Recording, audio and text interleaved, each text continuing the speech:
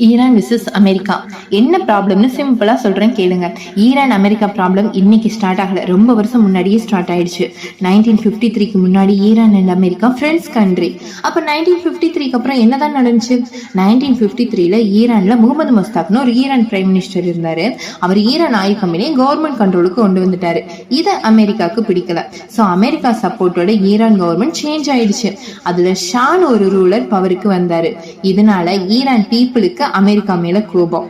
1979ல ஈரான்ல big revolution நடந்துச்சு. People எல்லாரும் ஷாக் அகெயின்ஸ்டா இருந்தாங்க. அப்ப அயத்துல்லா காமெனி பவருக்கு வந்தாரு. அப்புறம் ஈரான் கவர்மெண்ட் அமெரிக்காவுக்கு ஸ்ட்ராங் எனிமி ஆயிடுச்சு. Next America embassy problem. 1979ல ஈரான் ஸ்டூடெண்ட்ஸ் அமெரிக்கா எம்பசியை கேப்சர் பண்ணாங்க.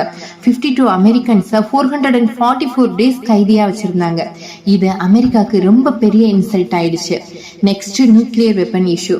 அமெரிக்கா சொல்றது ஈரான் நியூக்ளியர் வெப்பன் கிரியேட் பண்ண ட்ரை பண்ணுதுன்னு. ஆனா ஈரான் சொல்றது நாங்க எலக்ட்ரிசிட்டிக்கு தான் நியூக்ளியர் யூஸ் பண்றோம். இந்த மேட்டர்னால ரெண்டு கண்ட்ரியும் ஃபைட் பண்ணிக்கிட்டே இருக்காங்க. ரீசெண்டா என்னாச்சுன்னா 2020ல அமெரிக்கா ஈரானோட இம்பார்ட்டன்ட் ஜெனரல் காசிம் சுலைமானியை அட்டாக் பண்ணி கில் பண்ணாங்க. அதுக்கப்புறம் தான் ரெண்டு கண்ட்ரியும் ரொம்ப ஸ்ட்ராங்கா எனிமி ஆயிடுச்சு.